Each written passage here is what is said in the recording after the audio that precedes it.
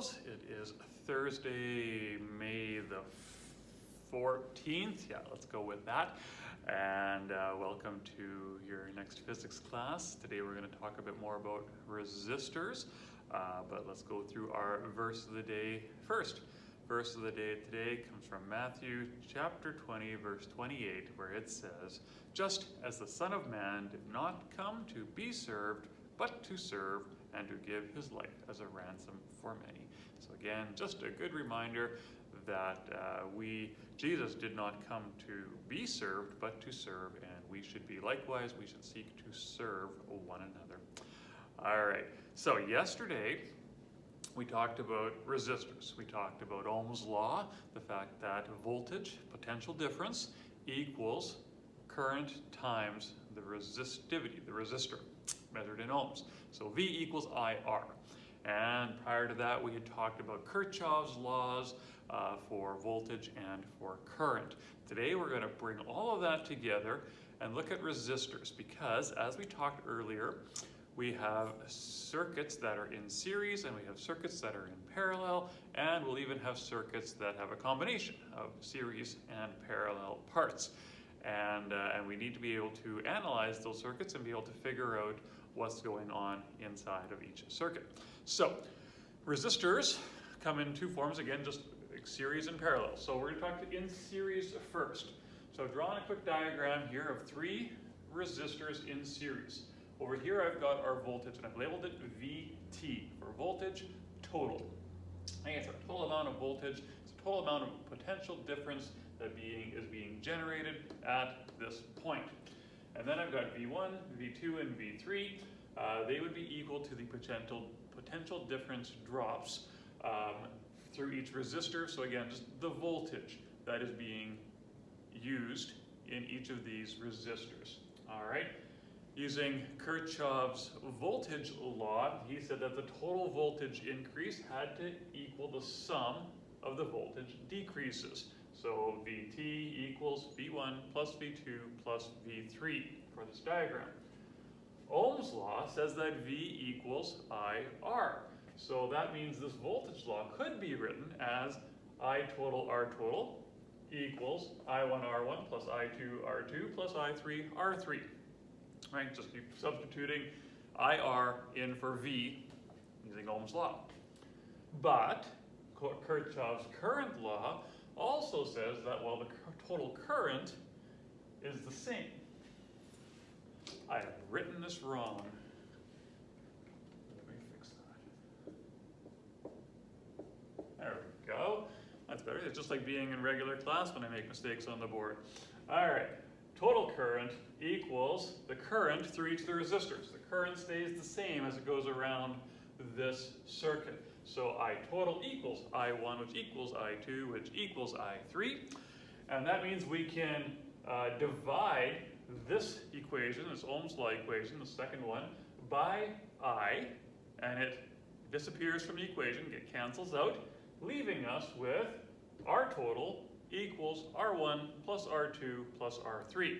So when resistors are connected in series, the total resistance for the circuit is equal to the sum of the resistors, okay, of each individual resistor. Very similar to the voltage law. The voltage law says the total voltage is the sum of the individual ones. Here too, the total resistance in series is the sum of the resistors. Now we're going to go talk about resistors in parallel.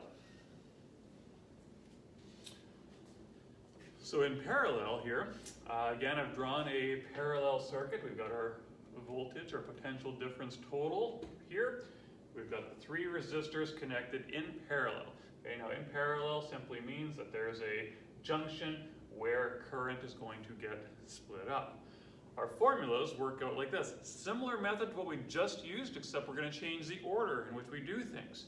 Okay? Because for the current law in parallel states that the total amount of current has to equal the sum of the individual currents. Right? For each one of these resistors, the total current coming here has to equal the current coming out. Because again, remember that the total current would be here, and then I1 would go up here, I2 would go there, I3 would go up there, and they would come around and they would join back to the total current here.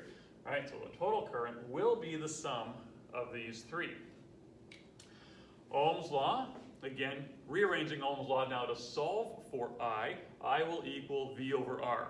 So taking Ohm's law, substituting it into this current formula, we're going to get Vt over Rt equals V1 over R1 plus V2 over R2 plus V3 over R3. But again, remembering Kirchhoff's voltage law for parallel circuits, we have the total potential difference will equal V1, V2, and V3. They're all the same potential difference when they are in parallel. So again, now we can divide everything by V, and V gets eliminated from the equation, leaving us with 1 over RT equals 1 over R1 plus 1 over R2 plus 1 over R3.